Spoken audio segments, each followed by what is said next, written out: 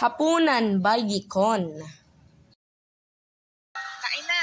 A few moments later, Kanina pa kita tinatawag eh. Bakit ang tagal mo pumunta rito?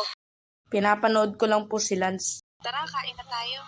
Nom, nom, nom, nom.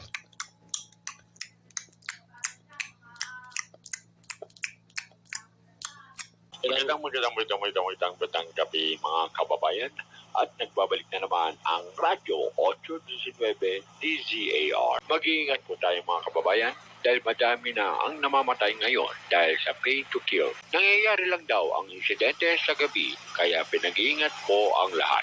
May nahuli na rin na otoridad sa kasong ito at base sa kanila, binabayaran ng nakatataas ang mga tauhan nila na pumatay kapalit ng pera. At yan lamang po ang ating balita sa mga oras na ito.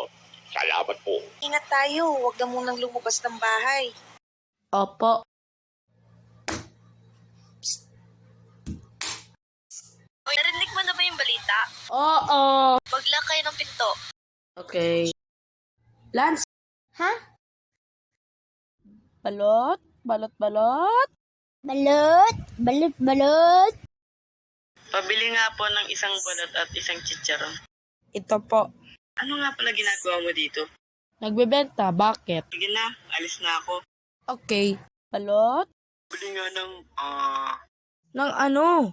Dahil walang yung pagpipilian mo, boy. mas marunong ka pa sa customer. Siya, may banto. Yung ano na lang, isang balot at 3 chicharon. Oh, balot. Pabili nga ng isang chicharon at 2 balot. Oh, balot.